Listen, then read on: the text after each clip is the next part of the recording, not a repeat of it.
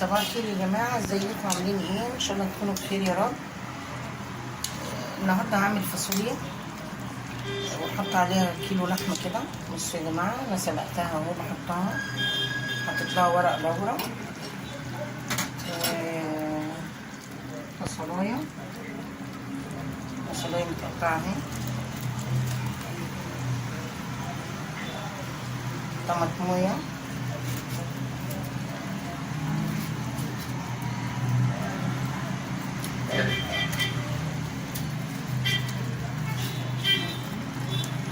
وطبعا حطيت لها فلفل حصى. بس النهارده بصراحه ما عنديش جزر، انا بحب احط لها جزر، ما عنديش جزر. حطيت بس وهسلقها. والفاصوليا لسه هعملها، اما اجي اعمل فاصوليا هوريها لكم الطريقه والتكات بتاعتي اللي انا بعملها فيها، توديكي في ناحيه تانية خالص. خليكم معايا وتابعوني يا جماعه. نص كيلو فاصوليا، نضفتها حلو ونقيتها من اي حاجه، ونقعتها من بالليل في ميه سخنه بعد ما غسلتها حلو قوي. ودلوقتي بقى ايه، انا حبيت اوريها لكم. هسلقها، وبعد ما اسلقها بقى ايه، خليكم معايا برضو في المتابعه. هوريكم بقى ايه تعملوا فاصوليا بتكه حلوه كده، انا بعملها بيها، بتديها طعم وبتوديها في ناحيه تانية خالص. وشكرا على التعليقات بتاعتكم، شكرا على تعليقاتكم على عاشوره. وقولوا لي تتابعوني منين عشان اقدر برضو اتواصل معاكم.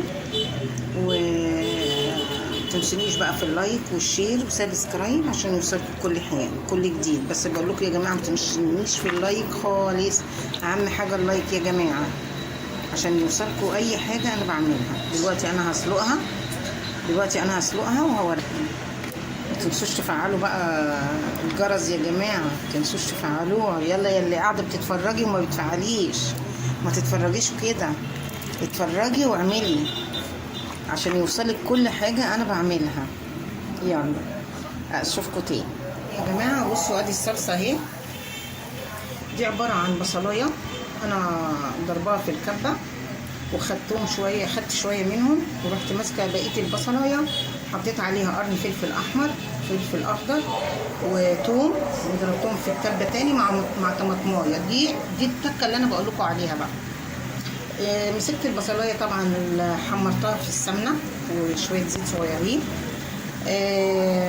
خليتها لما اصفرت، رحت حاطه عليها الخليط اللي انا عملته، اللي هي الطماطم والطماطمايه الصغيره والبصله والفلفل، عامل زي الهريسه كده، حاجه كده عامله زي الهريسه. رحت حطاها على البصلايه اللي انا حطاها مع الثوم، ادت ريحه تحفه. حطيت بهاراتي مع البصل قبل ما احطها، ورحت حاطه القوطه فوق منها. بصوا يا جماعه الطماطم عامله ازاي، بصوا اهو. وحطيت لهم بقى بهارات، حطيت انا بهارات لحمه، بحب بهارات اللحمه في الخضار قوي، بتدي تيست حلو عالي. حطيت فلفل اسود، ملح، معلقه سكر يا جماعه، لسه هحطها اهو قبل ما انسى. بصوا اهي معلقه سكر، دي بتعادل الحموضه بتاعت الطماطم مش الصلصه، يعني عشان انا مش حاطه صلصه، انا حاطاها طماطم بس.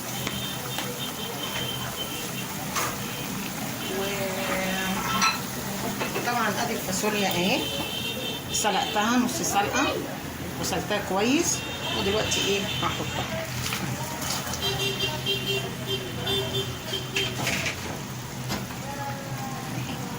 واسيبها بقى مع نفسها تتسبك بقى وتشرب من الطماطم بتاعتها بالثوم بكل التوابل اللي فيها.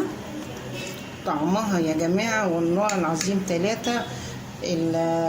الهريسه اللي انا عاملاها وبحطها مع البصله بعد ما تتشوح البصله كويس، بتودي الفاصوليا في ناحيه تانية خالص،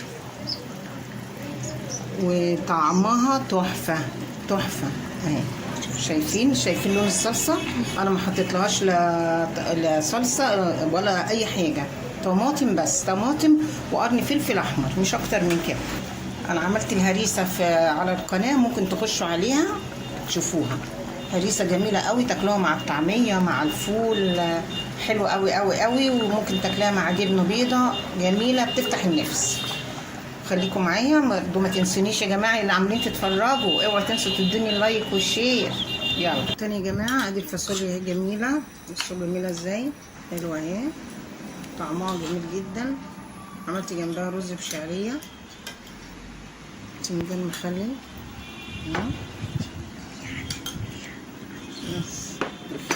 واللحمه طبعا حماره اهي. بس